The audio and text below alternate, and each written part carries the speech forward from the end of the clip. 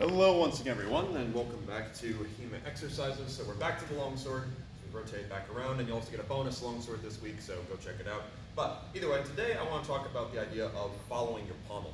So essentially what this is we're going to trick our body into doing the footwork that we want, because oftentimes one of the things people struggle with is getting stuck linear, or alternatively just getting stuck and not moving the feet when they need to. So generally, and this kind of harkens back to the backsword that I did, the place where you're going to generally be weakest is you're going to start with your sword on the dominant side of your body, with your dominant side back. You're going to pass in with some action. And then generally, if you don't get results here, your opponent will be cutting around to this side, or alternatively, you will cut around to the other side, and now we need to get used to working on this plane. Now, what you'll notice a lot when people first start off is that they'll try to parry like this, by bringing the sword, kind of rewinding it. This is not particularly effective. They'll twist their body, slightly more effective, but very exploitable because there's no movement. Or even, they'll try to step away. Now, stepping away is the right way to go, and if you're training any just footwork by itself, when sword come to you, step away from where sword's coming from. But we can also teach ourselves to align our sides, because what you will also see is once they're here, they may step out, but out, to turn sideways, is not the same as actually getting your core engaged again. This is me still using half of my core. This is me using all of my core, and that makes a huge difference when it comes to making effective actions. The same thing is also true in regards to cutting around. Most people think about this only in the defense, but it's true on the offense, right? Boom, I get someone afraid, I'm going to take that hand on that side, as we all commonly do. Here can be useful if you're taking something super far away. But in general, if you're going to go any deeper than that or line yourself up with something, I need to actually be bringing this left foot up so that I'm strong, especially in regards to being ready to do grapple actions. Because guess what? Right-handed fencers, you grapple with your offside. Well, with your left hand. All fencers grapple with their offside. But either way. So how do we train our body to want to change sides? And the answer is, we go where our pommel goes. So, fun experiment time. We're going to start with a familiar motion, and we're going to go from there. I would like you to stand lead foot forward. So your sword is low. This would be alber, mezzo portifero, right? Anything along these lines. But the idea is we are going to pull our pommel hard to our open side, okay? And you can even go ahead and take your lead hand off the sword for this. It's relatively irrelevant, kind of whatever you want to do. But the whole point is I want you to tug that pommel as far to your offside. So in this case, since I am right foot forward, I'm going to my left, as hard as I can. And then just let what happens, happens. So pulling the pommel, naturally you will want to step at a certain point. Your brain will go, okay, let's go support that shape.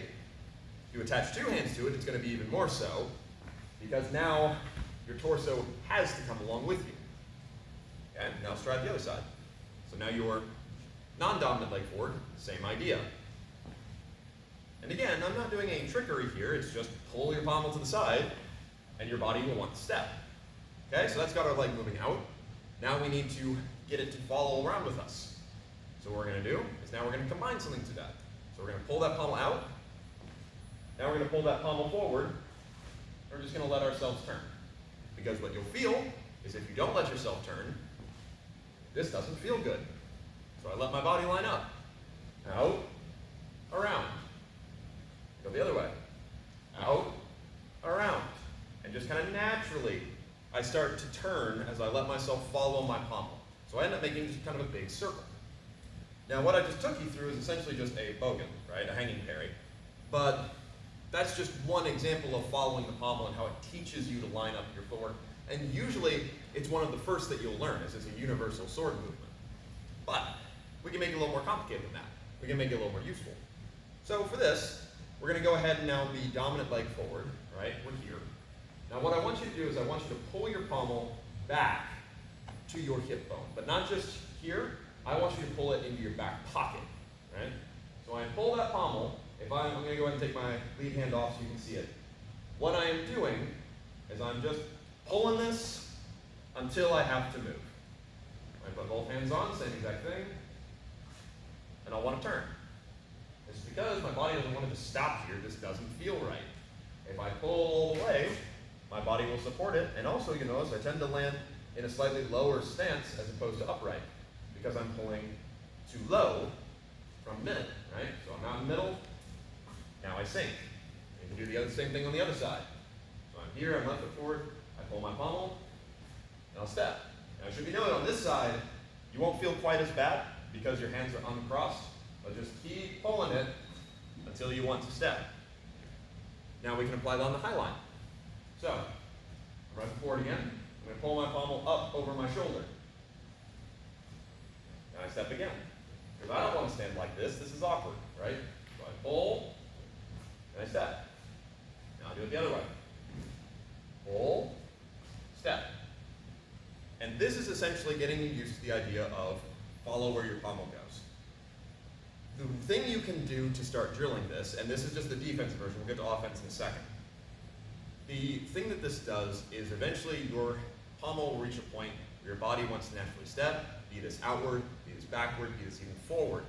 But the whole idea behind it is that next time you find yourself in a situation where you're training, right? So I'm imagining cutting my opponent and they're coming around. Rather than me worrying about catching it here for right now, why don't I pull the pommel so it lines up to that side, right? Or next time the cut's coming over here, why don't I pull the pommel over that side?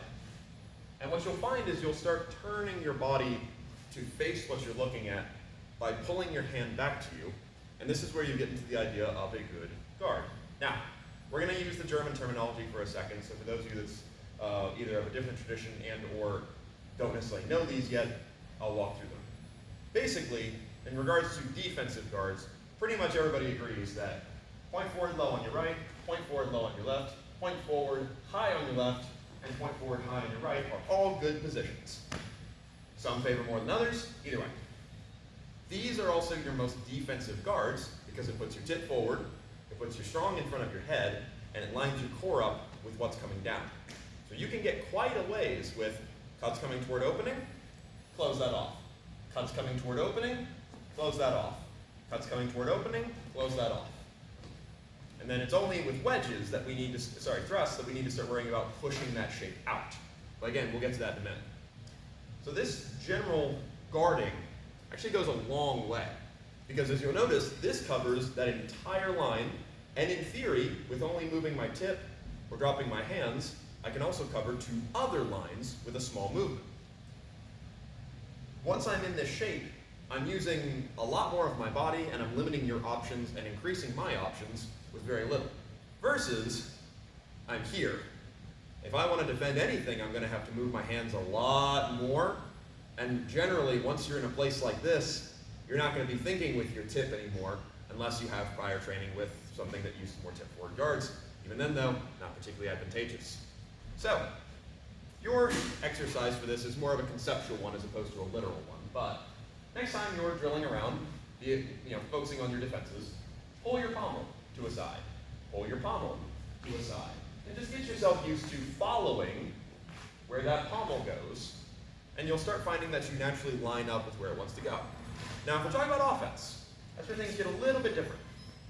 The best example of this, your cuts, this naturally happens all the time, right?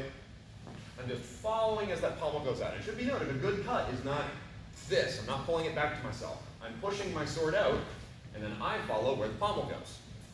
In regards to practicing this, though, I find the thrust is one of the best ones. So for this, we're going to go ahead and stand left foot forward, your non-dominant foot.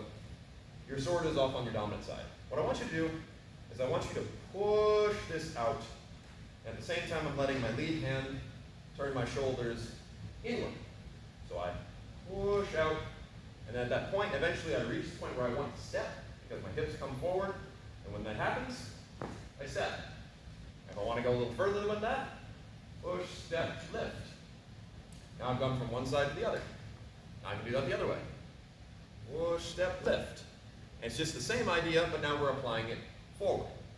Next time someone is attacking more narrowly at you, or alternatively they're thrusting at you, that's how you line yourself up. Push, step, and then if necessary, lift. So that's just kind of a rough introduction to following where the pommel goes.